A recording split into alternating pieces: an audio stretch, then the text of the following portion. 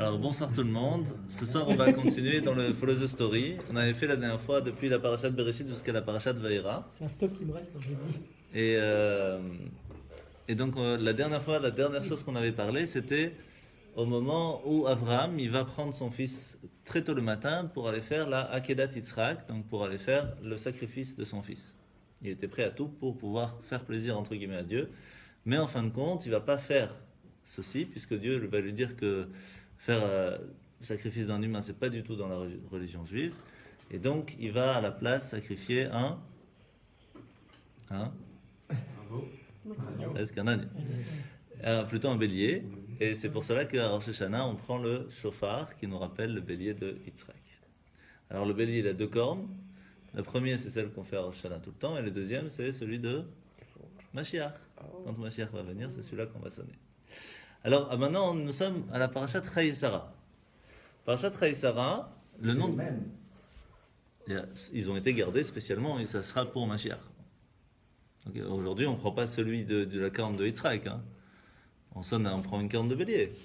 Oui, mais je veux dire, il y a 200, enfin il y a des millions de chauffards. C'est ça. Ça veut dire pourquoi on en prend On prend en rapport, on ne prend pas le même. Okay. Celui qui a été là pour ça. Mais on pourra utiliser le même. Oui, bien sûr. Okay. Si on arrive à le trouver. Okay. Alors, maintenant on va parler de qu'est-ce qui va se passer à ce moment-là. Donc, Yitzhak, lui, il va rester là-bas. Il va rester donc pendant un moment sur la montagne, après il va aller un petit peu au Gan Eden, il va rester un petit moment là-bas jusqu'à que Avraham il va rentrer à la maison. Mais quand il rentre à la maison, il y a un petit souci, sa femme n'est pas là. Et donc il va se renseigner où est-ce qu'elle est partie. Et il va arriver jusqu'à Hebron, où il va se rendre compte que sa femme est morte. Donc il était tout content de pouvoir rentrer à la maison et dire à sa femme, tu sais, en fin de compte, Yitzhak, il est toujours vivant, on a toujours notre descendance qui est présente. Et sa femme est morte. Donc, qui Sarah, elle avait 127 ans. 127 ans. C'est déjà pas si mal. Oui, c'est clair, mais il ne faut pas oublier que ce n'est pas les mêmes années qu'avant, c'est ça. Donc, ça reste 127 ans, mais ça reste pas exactement la même chose. Donc, toute la paracha de la mort de Sarah s'appelle Chayei Sarah, la vie de Sarah. Pourquoi ? Parce que tant que la personne continue dans le cœur d'une autre, de ses enfants, de ses descendants, etc., dans la façon comment elle les a éduqués, alors la vie de la personne continue même après sa disparition. Et donc, en fin de compte, puisque Yitzhak, son fils, va continuer dans les enseignements de sa mère, eh bien, elle est toujours appelée vivante. La même chose pour les autres enfants plus tard.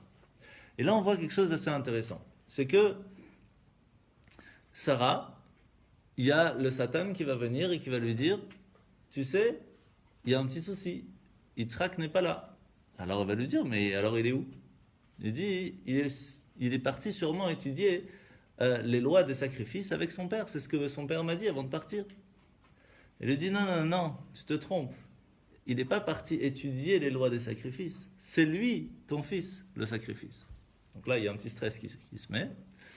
Et qu'est-ce qu'elle va faire ? Elle va partir voir les trois géants. Il y avait trois grands géants qui étaient très connus dans ces temps-là. Il y avait Achiman, Sheshai et Talmai. Donc elle va les voir et leur dit, s'il vous plaît, faites un petit tour, regardez, est-ce que vous voyez un vieux monsieur avec un jeune monsieur quelque part ? Elle dit, oui, on le voit, il est sur la montagne et on a l'impression que le plus âgé est en train de faire le sacrifice du plus jeune. Ça, c'est ton parachat, c'est ça ? La parachat Chayei Sarah. Et à ce moment-là, qu'est-ce qui va se passer ? Eh bien, elle ne va pas tenir sur le choc et elle va mourir. Ce qui n'est pas évident, hein, c'est normal. À ce moment-là, qu'est-ce qui va se passer ? Elle va faire 6 cris. Elle va crier 6 fois. Et pourquoi 6 ? Tout simplement parce que nous aussi, à Rosh Hashanah, on va faire 6 fois, on va faire la tkiya, le son du shofar qui fait tut, qui rappelle le cri de Sarah qui a pleuré, qui a eu peur quand elle a entendu le sacrifice de son fils. Alors, pourquoi est-ce qu'il a dû passer par ça pour pouvoir prendre la vie de Sarah ? Parce qu'en fin de compte, on sait très bien que lorsqu'une personne s'est prévu qu'elle part de ce monde, elle part. Pourquoi il a fallu passer par tout ce submerfuge pour pouvoir arriver à prendre la vie de Sarah ? Tu parles de Dieu. Ouais. En fait, il faut comprendre qu'il y a la même question qui s'est posée avec le roi David. Vous savez que le roi David, il a vécu 70 ans pile. Le jour de sa naissance, c'était le jour de sa mort. Et qu'est-ce qui s'est passé? Le jour où il devait mourir, comme le roi David avait demandé une petite tova, hein, si on veut, une faveur à Dieu de lui dire quel jour il allait mourir, Dieu lui a dit, je ne peux pas te dire le jour exact, parce que ça, j'ai caché ça à tout le monde, mais je peux te dire que ce sera un Shabbat. C'est-à-dire, imaginez le stress, arrive vendredi. C'est hard, hein? Et donc, qu'est-ce qui se passe? Tous les vendredis, qu'est-ce qu'il faisait? Il commence à étudier la Torah depuis le début de Shabbat jusqu'à la fin de Shabbat, sans manger, sans dormir, sans rien. Parce que l'ange de la mort ne peut pas toucher une personne tant qu'il étudie la Torah. Et qu'est-ce qu'il faisait samedi soir? Comme il savait qu'il n'allait plus mourir, il avait en tout cas une semaine de plus, il faisait un grand festin. Et c'est pour cela que le samedi soir, c'est important de manger un bon repas, comme le roi David le faisait, puisqu'il était sûr de rester encore en vie une semaine. Sauf que le jour du Shabbat, le fête de Shavuot, le jour de son anniversaire, l'ange de la mort, il est là à côté de lui et il ne peut pas lui prendre son âme. C'est pas possible, ça ne marche pas. Alors qu'est-ce qu'il va faire? Il va faire beaucoup de bruit dans son jardin. Il avait un grand verger. Il fait plein de bruit, une sorte de petite tornade comme ça, jusqu'au moment où le roi David il se lève pour aller voir à la fenêtre. Mais en même temps qu'il se lève, il marche, il continue de parler des mots de Torah. Et il marche, et là il doit descendre quelques escaliers. Qu'est-ce qu'il fait? Il va casser une marche de l'escalier, et à la seconde où il va juste se rattraper, il va arrêter pendant une fraction de seconde de dire un mot de Torah. Et c'est là qu'il va lui prendre son âme. Bah ouais, mais c'était comme ça. Et donc, c'est la même chose avec Sarah. Sarah était une femme qui était tellement sainte qu'elle avait un ange qui marchait tout le temps avec elle. Alors qu'Abraham n'avait pas la même force de l'ange, tellement elle était grande, Sarah, par rapport à Abraham. Et donc, lorsque l'ange de la mort a voulu lui prendre son âme parce que c'était son heure, il n'arrivait pas. Et alors, il a fait toute cette histoire pour pouvoir faire que Sarah, en entendant que son fils allait mourir, eh bien, elle a perdu son front, entre guillemets, et c'est comme ça qu'il a pu lui prendre son âme. Alors, qu'est-ce qu'il va faire Abraham à ce moment-là? Il va tout prévoir pour pouvoir l'enterrer. C'est la première chose qu'on fait. Et donc, il va l'enterrer où ça? Dans la grotte de Marpella. Comment il savait que cette grotte était intéressante, qu'elle était spéciale pour sa femme? Tout simplement, il faut revenir à l'histoire des 3 anges. Vous vous rappelez que les 3 anges sont venus voir Abraham et qui lui ont dit, il y en a un qui va lui dire c'est parce que je vais aller détruire Sodome et Gomorrhe, l'autre c'est pour sauver Lot, et la troisième ange c'est pour lui dire qu'il allait avoir un enfant qui allait s'appeler Yitzhak. Et à ce moment-là, il va demander à ce qu'on aille chercher 3 veaux, qu'on coupe, qu'on fasse la shrita, qu'on les tue, etc., qu'on les prépare à manger, et qu'on offre à manger aux invités. Il y a un des 3 qui va se sauver. Et il va le suivre. Et il va le suivre jusqu'où? Jusqu'à la grotte de Marpella. Et arrivé dans cette grotte, qui se trouve à Hebron, eh bien, il va se rendre compte qu'il y a une grande lumière là-bas, et vraiment une sainteté spéciale. Il va voir et sentir l'odeur du jardin d'Éden, du paradis, puisque l'entrée se trouve là-bas. Et il va voir que Adam et Ève sont enterrés aussi sur place. Et lorsqu'il va voir ça, il va se rappeler de ça pour pouvoir se dire, c'est là où j'ai envie que moi et ma femme on soit enterrés. Et donc lorsque Sarah va mourir, il va la prendre, il va l'amener jusqu'à la grotte de Marpella, il va demander aux gens qui habitent là-bas de pouvoir lui vendre ce terrain. C'est pas évident. Premièrement, parce que les gens qui habitaient sur place étaient les Bnechet, qui étaient des gens qui étaient de grands businessmen et qui étaient très riches, et donc ils n'avaient pas spécialement besoin de vendre leur terrain. Mais comme Abraham, c'était quelqu'un de très très connu, vraiment quelqu'un illustre dans leur temps, alors ils n'avaient pas trop le choix, surtout que Sarah, tout le monde pleurait pour la mort de Sarah. Parce que les gens s'étaient rendus compte que partout où Sarah mettait le pied, entre guillemets, eh bien la bénédiction était présente. Pour vous donner une idée, on raconte sur Rabbi Shimon Bar Yochai et sur d'autres rabbis que les gens allaient prendre leurs vaches et les mettre au milieu de leur terrain à eux. Pourquoi? Pour que quand il vient la chercher, il marche sur son terrain, et là où il marchait, ça faisait la bénédiction. Et là où se trouve un tzaddik, là où se trouvent des gens saints, ça amène la bénédiction. Et comme Sarah, c'était une femme extraordinaire, partout où elle s'installait, dans les petites villes, dans les villages où elle passait, etc., ça amenait la bénédiction. Donc tout le monde pleurait sa perte. Et donc lorsque Abraham il est venu pour essayer d'enterrer sa femme, les gens qui habitaient là-bas, ils lui ont dit, écoute, nous on est prêts à te le donner même, mais c'est pas à nous, c'est à Ephron. Et Ephron, c'est un des plus riches illustres de la génération à ce moment-là. Donc il faut lui demander la permission. Mais Ephron ne voulait pas vendre. Alors c'est les gens de la ville qui l'ont qui ont mis la pression, qui lui ont dit, écoute, Avram, il demande quelque chose, il faut faire. On ne parle pas ici à juste quelqu'un. Et donc, c'est comme ça que Ephron, il va jouer un peu le malin, il va faire comme ça, allez, Avraham, quelle chance de t'avoir ici avec nous, je suis désolé pour ta femme, et si tu veux, je t'offre le terrain, il n'y a pas de souci, tu peux l'avoir gratuitement. Et Avraham, il dit, non, je ne veux pas le faire gratuitement, je veux vraiment te l'acheter pour ne pas qu'après on ait des soucis, de dire que ça t'appartient encore toujours, etc. Et on va se rendre compte qu'il y aura 3 fois, il y a 3 emplacements dans le monde qui ont été achetés avec contrat, et que personne ne peut venir nous dire que ce n'est pas à nous, que ça a été pris sans permission. La première, c'est la grotte de Marpella qui se trouve à Hebron. Et sur ça, il y a des gens encore aujourd'hui qui essayent de dire que non. Mais ça, c'est quelque chose de concret. Ça a été acheté et c'est écrit dans toutes les Bibles, entre guillemets. Pas seulement dans la Torah, dans les autres aussi. C'est vrai, on a été fou de donner ça. Mais oui, ça c'est certain. Il y a le deuxième emplacement, c'est celui de Shrem, là où Yosef est enterré. Ça aussi, c'est un endroit qui a été acheté par Yaakov pour son fils. Et le troisième, c'est Yerushalayim. Pourquoi ? Parce que lorsque David est arrivé pour conquérir Jérusalem, il faut savoir que quand on est arrivé la première fois pour conquérir tout Israël, on n'a pas conquis toute la terre. Il y a une petite partie qui n'a pas été conquise. Pourquoi ?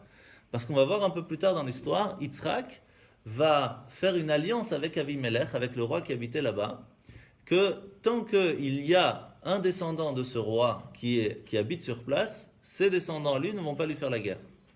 Et donc, lorsqu'on va sortir d'Égypte, qu'on va arriver en Israël et qu'on va conquérir toute la terre, il y avait encore un descendant qui était vivant. Et donc, cette petite partie de Jérusalem n'a pas été conquise tout de suite. Et lorsque le roi David va conquérir tout Israël vraiment dans l'ensemble, il va arriver là-bas et il y avait encore les plaques de cuivre qui ont été dessus gravées, cette alliance qui a été faite depuis presque 1000 ans. Et qu'est-ce qu'il va faire ? Il va se renseigner, il va voir que tous les descendants de Avimelech sont morts, et il va donc pouvoir à ce moment-là, sans rentrer dans le détail de comment s'est passée la conquête de Jérusalem à ce moment-là, conquérir Jérusalem. Mais après qu'il a conquise, il va quand même appeler les dirigeants, et il va leur dire, je suis prêt à vous l'acheter, je veux que ça nous appartienne, qu'il y ait un contrat. Et il va demander à chaque tribu, des 12 tribus, chacun va donner 50 shekels, on parle ici en poids, bonsoir, entrez. Bonsoir. Il va demander à ce que chacun donne 50 shekels, mais c'est un poids d'or, un poids d'argent. Donc shekels, c'est pas juste des pièces comme aujourd'hui, c'est des poids d'argent. Et donc toutes les tribus vont participer à l'achat de Yerushalayim. Donc personne ne peut dire que Yerushalayim appartient plus à telle tribu ou à une autre. Jérusalem, ça appartient à tous les juifs. Ça va, tout va bien ? Ça va. Enfin, on va passer. Salut. Tiens. Merci. On en est ici. La mort de Sarah, la grotte de Marpella. On vient de commencer. Et donc, qu'est-ce qui va se passer lorsque... C'est doucement, hein. Merci. Je vais pas annuler ma journée de demain. Ah oui, là, c'est sûr. Non, mais on va pas tout faire, t'inquiète.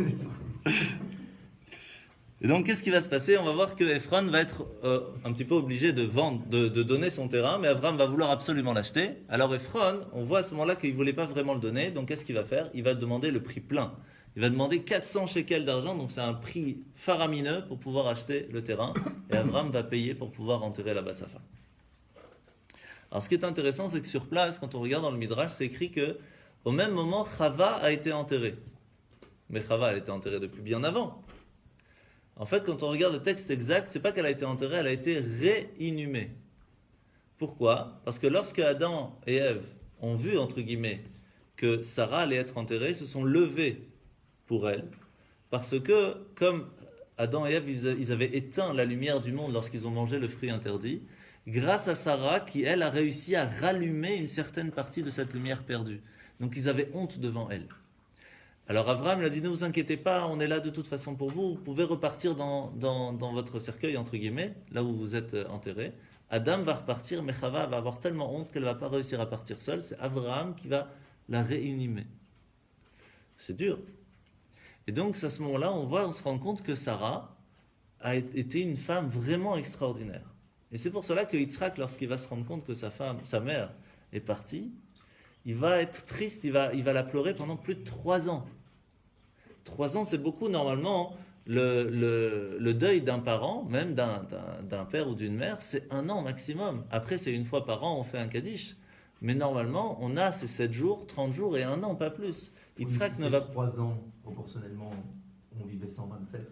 Oui, mais quand même, ça reste qu'il y a des lois. Voilà. On doit faire en tout cas, c'est maximum 1 an. Il faut avancer dans la vie. Il n'arrivait pas à avancer dans la vie.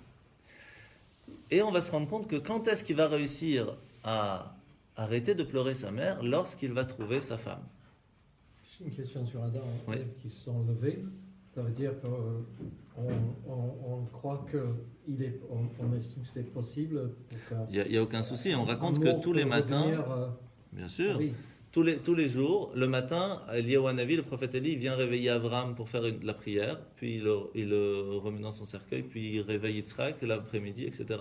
Mais il n'y a pas que ça. On voit dans l'histoire du Talmud, donc c'était pas il y a si longtemps, que le grand Rabbi Yehuda Hanassi, donc c'était le chef de tous les rabbis de sa génération, tous les vendredis après sa mort, il venait faire le kiddush à la maison.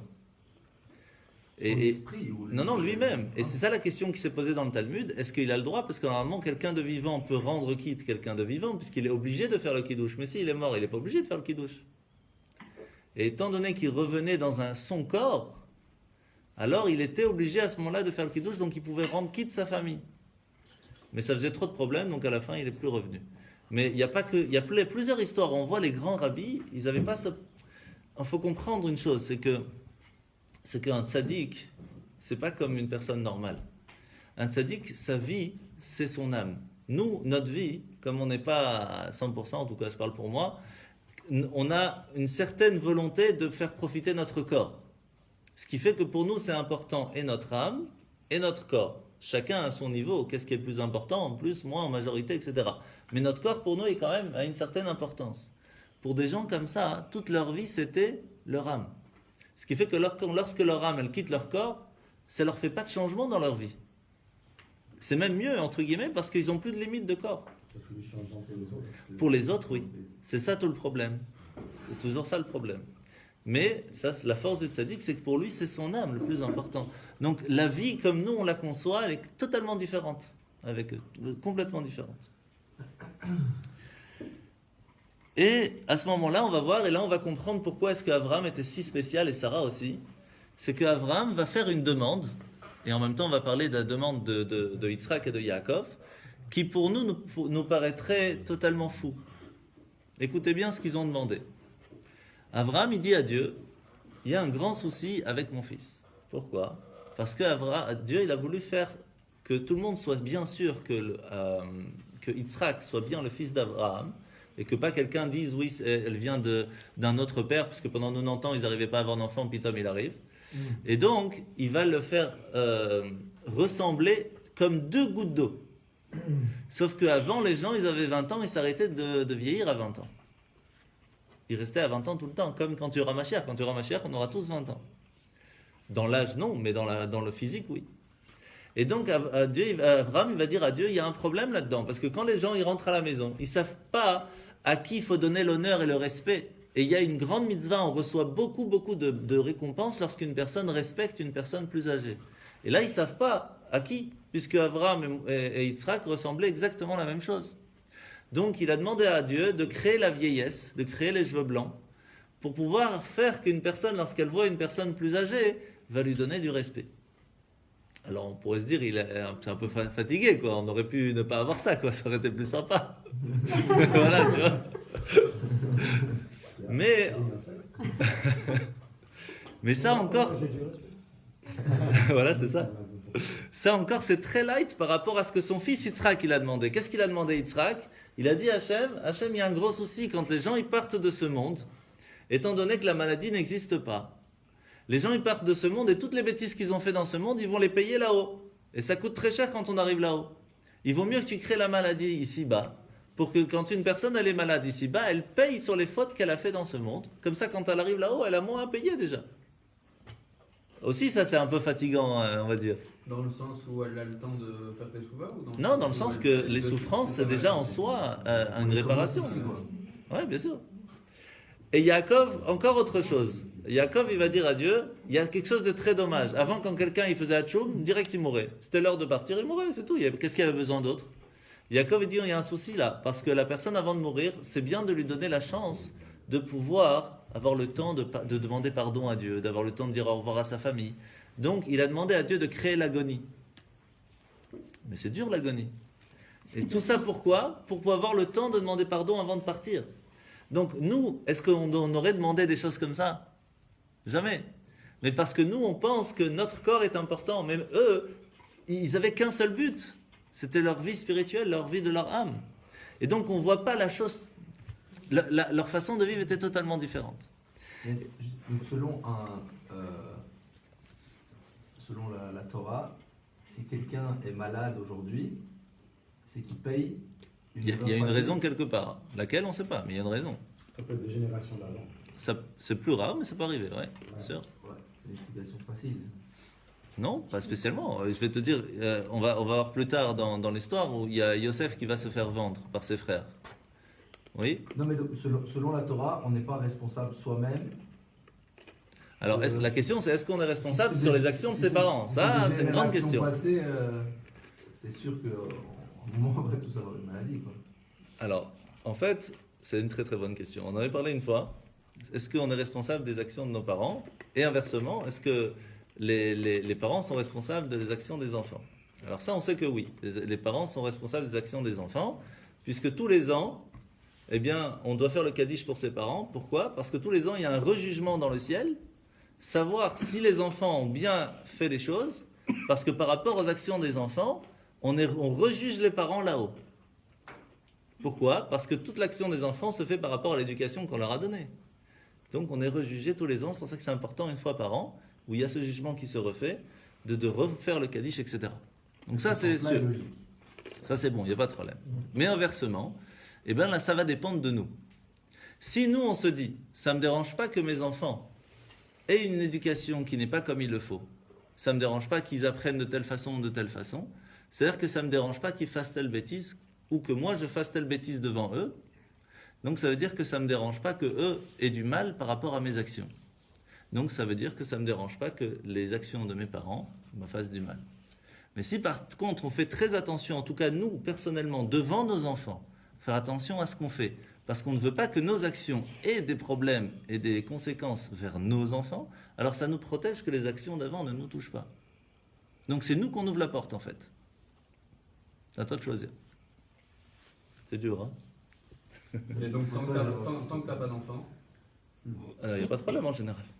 À part si des fois il y a des gilgouls. Des gilgouls, c'est comme Olivier l'a dit tout à l'heure, c'est des personnes où c'est une âme qui devait revenir spécialement pour faire un tel travail ou telle réparation. Et là, malheureusement, il n'y a pas le choix. Ça arrive aussi. Mais ça, c'est des cas précis. Là, tu peux rien faire. Là, c'est prévu comme ça. Ça dépend de nous. Nous, on déciderait, quelqu'un peut être bien et avoir une maladie à cause de ses Ça ancêtres. peut arriver aussi. C'est Ça peut arriver aussi. Ouais. Bien sûr, ça peut arriver aussi. Alors, il y a plusieurs histoires. Il y avait une personne qu'on avait parlé une fois qui était un très grand rabbin au temps du temple et qui est venu voir 400 ans plus tard son descendant. Donc 400 ans plus tard, il est venu le voir en rêve en lui disant, tu sais, une fois dans ma vie, j'ai transgressé Shabbat sans faire exprès.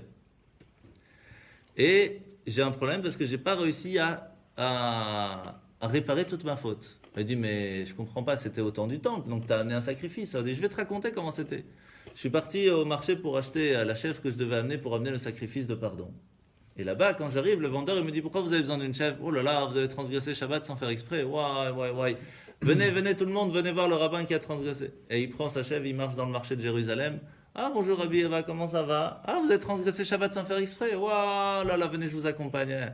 Il arrive là-bas, les Lévis lui ouvrent la porte. Ah vous avez fait ça? Bon oh là là. Et le Cohen, vas-y, les Lévis s'il vous plaît, faites une chanson pour Rabbi Abba qui a transgressé Shabbat sans faire exprès. La honte, oublie. Et donc il fait le sacrifice, il fait tout comme il faut. Alors son descendant, il lui dit, mais alors, ça suffit pas avec tout ça? Et il dit, bah tu vois, non.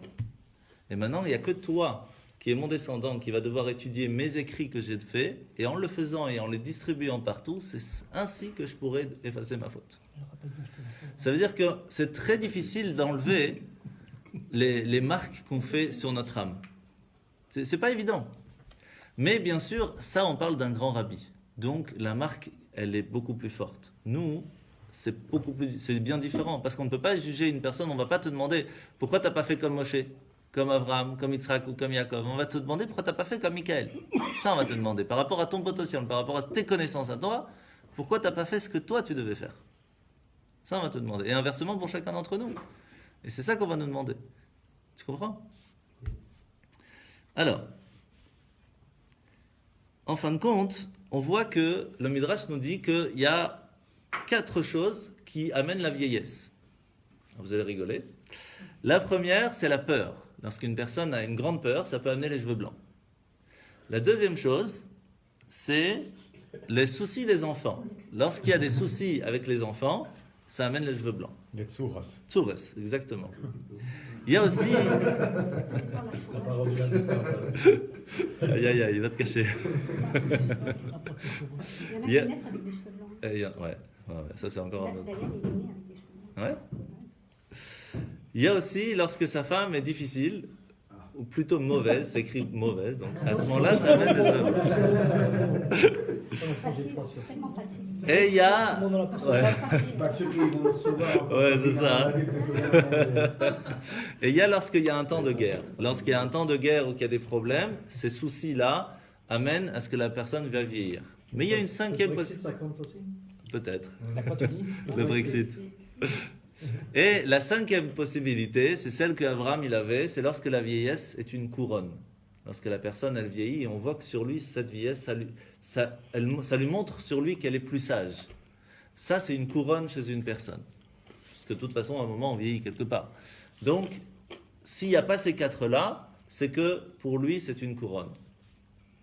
Alors, maintenant, la question, elle est, qu'est-ce qu'il va faire Abraham lorsqu'il va se rendre compte que sa femme, elle est morte, il va l'enterrer, il y aura un enterrement extraordinaire, il va faire un espède, donc il va raconter un petit peu la vie de Sarah, etc. Et à ce moment-là, il va aller voir Eliezer, son serviteur. Et donc, on est à la ligne numéro 2. Où on va voir qu'il va dire à son serviteur, il faut que tu ailles chercher une femme pour mon fils. On ne peut pas rester comme ça, il est déjà assez âgé. Il faut s'occuper de son mariage. C'est une bonne idée, non? Au bout d'un moment. Alors, qu'est-ce qu'il va faire? Il va dire à son serviteur, Eliezer, qui était un homme extraordinaire, vraiment extraordinaire, va s'il te plaît chercher une femme pour mon fils, mais dans ma famille. Je sais qu'il y a des gens, il y a des femmes extraordinaires, que ce soit Eloné Mamré, c'était des gens vraiment qui avaient des filles extraordinaires, il y avait des gens qui habitaient sur place qui étaient vraiment très bien, il y avait des gens catastrophiques aussi. Et lui, il lui dit, regarde, dans ma famille, où c'est tous des Ramaïm, c'est tous des mécréants, il y a là-bas une rose, quelque part, parce qu'autour des ronces, c'est toujours une rose quelque part. Là-bas, tu vas trouver une femme pour mon fils. Mais lui, qu'est-ce qu'il s'est dit? Il s'est dit, je préfère que ce soit ma fille. Ma fille, je l'ai éduquée avec Abraham, elle a toujours vécu avec Abraham, c'est une fille vraiment très bien. Et Abraham me dit, je ne peux pas faire ça. Parce que toi, tu as réussi à changer à ce que ta vie qui était entre guillemets maudite, parce qu'il venait d'un des enfants de Noach qui a été maudit. Il dit, toi, tu as réussi à changer cette malédiction en bénédiction par rapport à tes actes, mais pas tous tes enfants. Donc je ne peux pas me permettre de faire un mariage entre une personne bénie et une personne maudite. C'est pas possible. Donc va s'il te plaît chercher quelqu'un de ma famille. Et c'est ce qui va se passer. Il va aller en direction de Haran pour aller chercher une femme pour Yitzhak. Et là, il y a quelque chose d'assez intéressant qui se passe. Parce que, en général, on n'a pas le droit de défier Dieu. Une seule chose, on a le droit de le défier, vous savez c'est quoi? On en a parlé la dernière fois qu'on avait fait le cours ici. Aïe, aïe, aïe. C'est lorsque... Oui. Vas-y. On essaye. Regardez sur Internet. Regarde, vite. Facile, hein? C'est tout ça. Ils sont bing. Non. C'est lorsque on dit à Hachem, tu m'as demandé de donner le maaser. Tu m'as demandé de donner 10% de mon salaire à un pauvre. Mais c'est pas évident. Mais il nous promet que quand on donne 10% de son salaire à un pauvre, cela nous rendra riches. Et il nous dit, vous pouvez me défier là-dessus. Faites-le et vous pouvez me défier. Tu veux dire qu'on peut contester ça? Non, c'est-à-dire que si on a fait ça et que ça ne fonctionne pas, on dit à Hachem, c'est pas normal, ce n'est pas normal, et donc la richesse arrive. C'est-à-dire que c'est automatique, une personne qui donne 10% de son salaire à la tzedaka, c'est obligatoire qu'il ne va pas seulement pas perdre, mais il va en gagner de ça. Mais généralement parlant, défier Dieu en disant, moi je veux que ça se passe comme ça et c'est tout, ça on ne fait pas. Il y a 3 personnes dans l'histoire qui vont pas seulement le défier, mais que Dieu va faire exactement ce qu'il demande. Le premier, c'est Eliezer. Eliezer, juste un peu avant d'arriver à Haran, il va dire à Dieu, écoute, moi j'aurais préféré que ce soit ma fille qui se marie avec Yitzhak. Et Abraham m'a dit, si tu ne trouves pas là-bas, alors on va discuter. Mais je ne veux pas commencer à chercher, ce n'est pas mon job. Moi j'arrive, je veux que quand j'arrive au puits, la fille à qui elle doit se marier, Yitzhak, elle n'a qu'à venir au puits et elle me propose à boire à moi et à mes chameaux. Si elle vient, elle me fait ça, c'est que je trouve. S'il n'y a pas, je repars. C'est risqué quand même. Qu'est-ce qu'il fait Hachem? Il va se débrouiller pour que Rivka va sortir de chez elle, alors qu'elle était toute petite, elle avait à peine 3 ans. Et elle va venir jusque là-bas, et lorsqu'elle va voir Eliezer, elle va aller le voir, et elle va lui dire, est-ce que tu veux que je te donne à boire? Elle va lui donner à boire, et lorsqu'elle va finir de boire, elle va dire, est-ce que tu veux que je donne à boire aussi à tes chameaux? Et à ce moment-là, elle avait à peine 3 ans. Il faut savoir que les 3 ans d'avant, ce n'est pas les 3 ans d'aujourd'hui. Hein. Ça, c'est... Et donc, il faut savoir aussi que... Donc elle était encore plus petite. Non, elle était plus grande. Ah bon? Ouais. Et il faut s'imaginer que quand aujourd'hui on veut prendre de l'eau, on ouvre le robinet. Mais avant, il fallait puiser du puits. Mais non, 3 ans, à l'époque, c'était plus petit. Ben voilà, c'est ça que je pense, Non. puisqu'on vivait jusqu'à 127 Oui, ans. mais donc ça veut rien dire. Personnellement, je suis d'accord avec toi. Hein. Ça veut rien dire. La façon de vivre des gens avant, c'était beaucoup plus manuel. Ils grandissaient très vite. Parce qu'ils n'avaient pas le choix. Quand ils voulaient boire de l'eau, ils n'allaient pas au robinet. Donc ils n'avaient pas le choix de se bouger pour... Donc ils vivaient différemment. Et donc qu'est-ce qui va se passer? Rivka, elle va puiser de l'eau pour elle et pour ses chameaux. Et elle va lui préciser, je suis prêt à donner à boire à tes chameaux, pas pour qu'il n'ait plus soif. Parce qu'un chameau, il peut boire 2-3 verres, ça suffit. Mais jusqu'à qu'il soit prêt à repartir. Et un chameau, on sait combien ça boit parce qu'il peut rester des journées entières et même plus dans le désert. Et donc, c'est ce qu'elle a fait. Et le pire, c'est pas ça, c'est que Eliezer, lui, il voit ça. Une petite de 3 ans qui court et qui va chercher de l'eau, qui amène au chameau, qu'ils boivent. Et lui, tranquille, vas-y, débrouille-toi. Je te laisse travailler. Et elle dit rien, elle fait son job. C'est extraordinaire. Lorsqu'il va voir ça, il va dire stop, voilà les cadeaux que je t'offre et je voudrais te présenter à mon maître qui veut se marier avec toi. Viens, on va voir ton père et ton frère pour qu'on puisse en discuter. Il faut savoir que ceux qui géraient les mariages des sœurs, c'était les frères, c'était pas les parents. C'était comme ça avant. Aujourd'hui, c'est comment? C'est la femme qui choisit, c'est ça? Heureusement, hein? Avant, c'était le frère qui gérait les mariages. T'es content? Ouais, là, je suis au top. Attends. Et donc, c'est ce qui va se passer. Il va aller donc là-bas, chez Lavan et Bethuel. Mais là, on va voir quelque chose de spécial. C'est que Lavan et Bethuel, lorsqu'ils vont accueillir Eliezer, ils vont se dire, ouh là là, c'est Abraham sûrement qui est venu pour marier son fils. En voyant Eliezer qui était d'une posture vraiment très spéciale, ils vont se dire, mais c'est quelqu'un vraiment d'illustre, on comprend pourquoi tout le monde en parle. Mais en fin de compte, quand ils vont se rendre compte que ce n'est que le serviteur d'Abraham, ils vont se dire, oh là là, si lui c'est que le serviteur, Abraham, ça doit vraiment être quelqu'un de spécial. Et qu'est-ce qui va se passer? Eliezer, il va sortir un contrat, où dessus c'est écrit que tous les trésors, tout ce qui appartient à Abraham, a été donné à telle date à Yitzhak. Et c'est quelle date? Le jour de l'écriture du contrat, qui était en fin de compte le même jour où il est arrivé. Sauf qu'il faut entre 3 et 7 jours pour arriver de voyage. Qu'est-ce qu'il a fait Hachem? Il lui a raccourci le voyage. Pourquoi? Parce que c'est tombé pile le jour de son anniversaire à Rivka. Et elle avait 3 ans. Et le 3 ans, c'est le jour où on peut fixer un mariage entre 2 personnes. Pas faire le mariage, mais fixer, entre guillemets, que 2 personnes se marient. Et donc, pour ne pas qu'elle reste un jour de plus, il est arrivé le jour même. Cette règle a évolué depuis ou pas? Oui, bien sûr, aujourd'hui on ne fait plus ça. Non, mais t'as raison. Alors, aujourd'hui c'est très rare. Aujourd'hui c'est plus rare. Ça serait. Non, mais aujourd'hui c'est plus rare de Tu peux le fixer. fixer pour 18. C'est ça, mais c'est ce qui se passe. C'est plus rare aujourd'hui, mais ça est arrivé il y a encore pas si longtemps. Mais c'est beaucoup plus rare. C'est beaucoup plus rare. Après, ils peuvent choisir s'ils veulent ou s'ils veulent pas. Comment des règles s'effacent avec le temps, selon quoi? Mais parce que la modernité fait que les choses s'oublient un petit peu. Mais il y a des choses qui restent. Mais comment on accepte que certaines soient... Parce qu'il n'y a pas d'obligation à fixer un mariage. Tu peux choisir ou tu peux ne pas choisir. Oui, Mais de c'est tout- pas choquant aujourd'hui si quelqu'un de religieux Non, fixe un mariage. ça arrive souvent dans les grandes familles, ou de grands rabbis par exemple, qui se disent, ouais, je voudrais, comme je connais bien ce grand rabbi, je voudrais bien que ma fille se marie avec son fils, donc ils vont faire un contrat de pré-fiançailles en disant, voilà, je réserve ton fils pour le mariage avec ma fille, s'ils veulent. Après, s'ils veulent pas, ils veulent pas, mais en tout cas, s'ils veulent, voilà, il y a une sorte de réservation, si vous voulez. Et donc, c'est comme ça que ça se passe. Mais après, ça ne veut pas dire que ça se fait. Généralement, dans ces grandes familles, oui, mais il n'y a pas d'obligation. Tu peux annuler jusqu'à 24 heures avant. Ouais, c'est ça. Tu as le préavis. Gratuitement. Et donc, il y a deux autres personnes qui vont faire le même défi avec Dieu. Il y a Shaoul qui va dire lorsque Goliath il va arriver. Vous connaissez l'histoire de David et Goliath?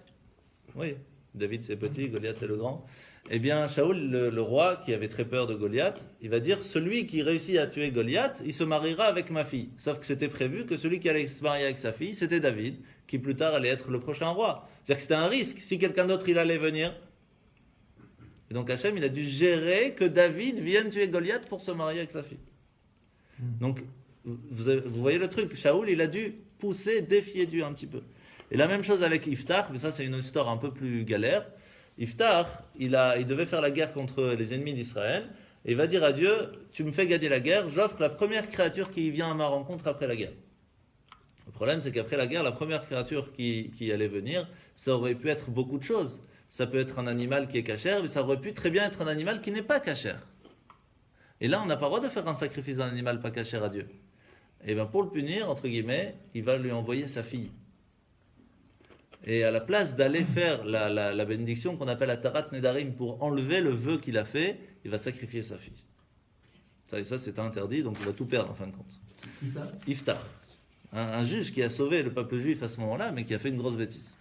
Donc on voit qu'il ne faut pas défier Dieu. Il faut faire attention quand on fait des choses comme ça. Et à ce moment-là, qu'est-ce qui va se passer? Il va arriver chez Bethuel et Lavan, et il va leur dire, il faut que je prenne Rivka avec moi, que je rentre très rapidement pour le mariage avec Yitzhak. Et là, ils vont lui dire, une seconde, ça ne marche pas comme ça, il faut que tu restes au moins la nuit.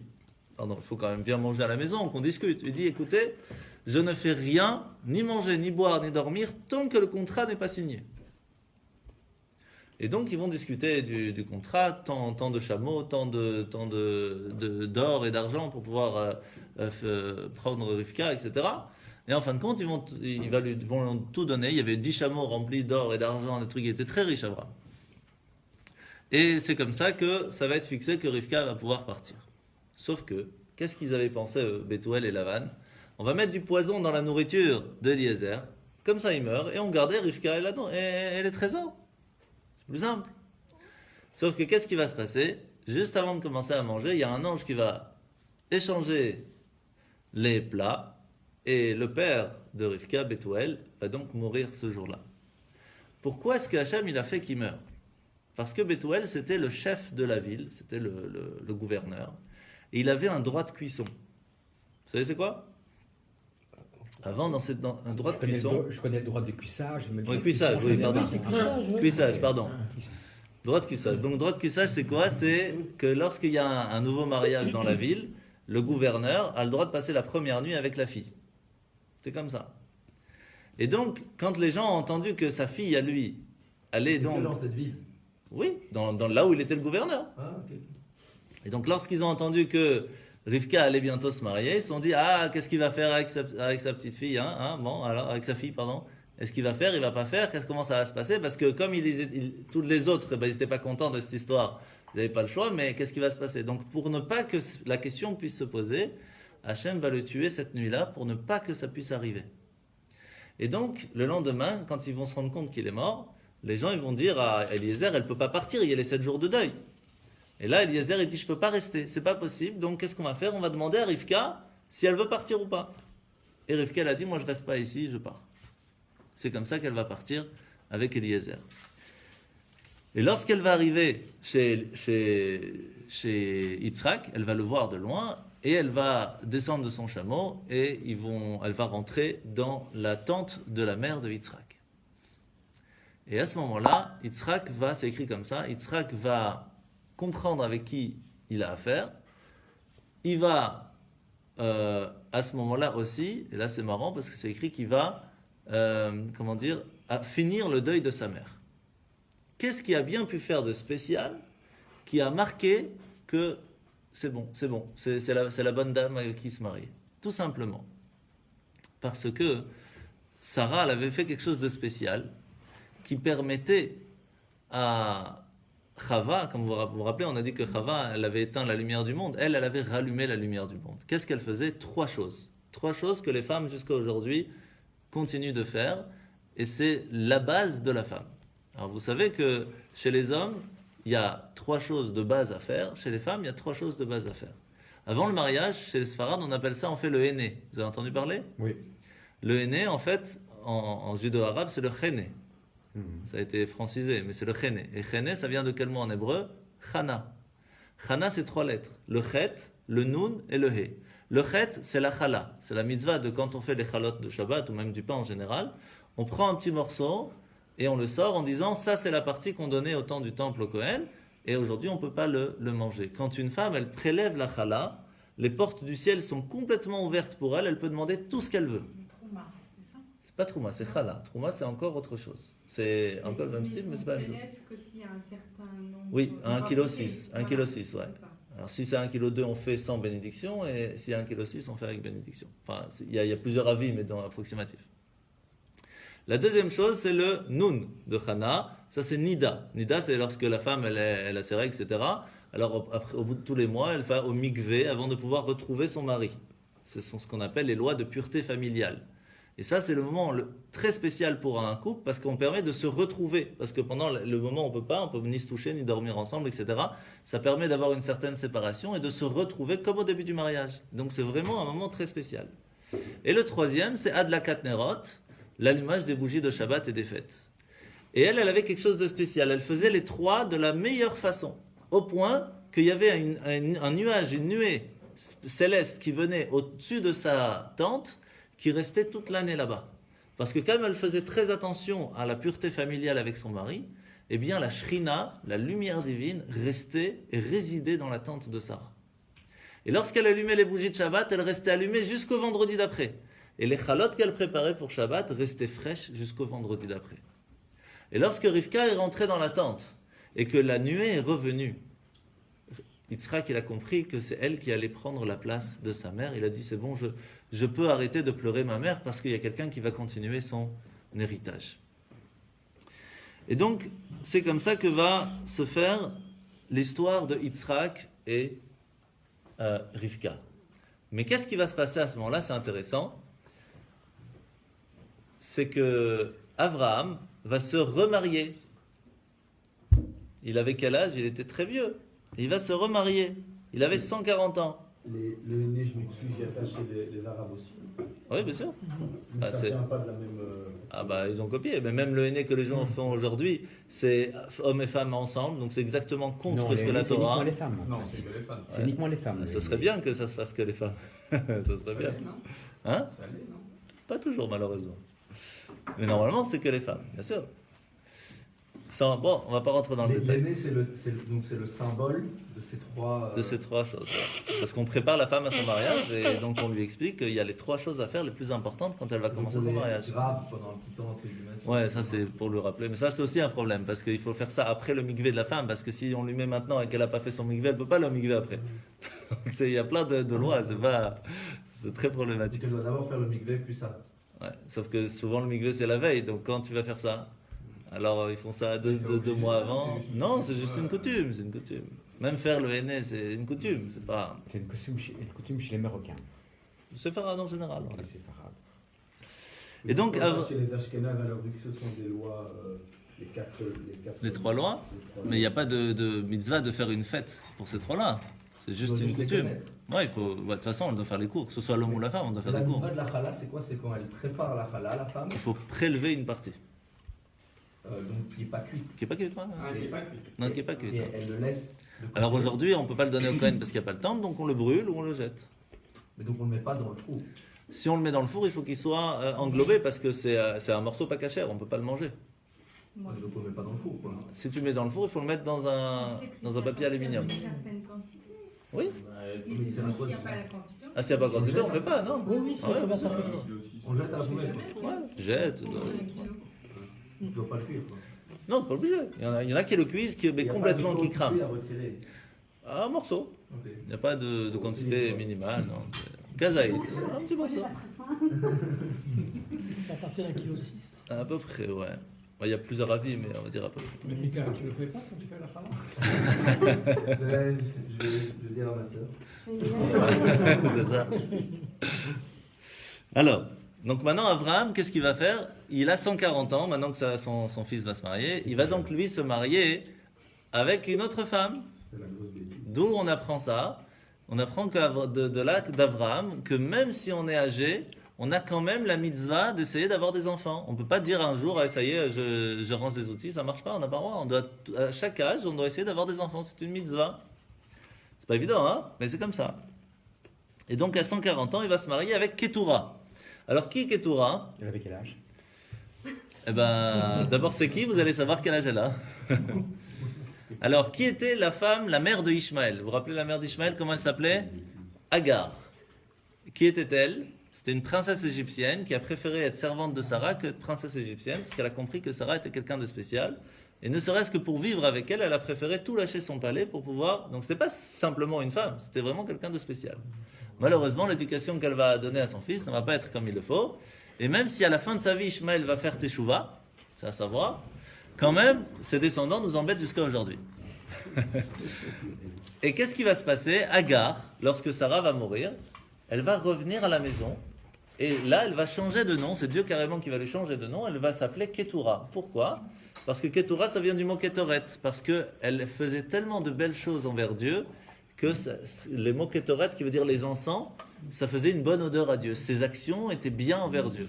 Et donc, elle va se remarier avec Abraham. Elle va avoir 6 enfants. Vous savez qu'Abraham a eu d'autres enfants à part Yitzhak et Ishmaël?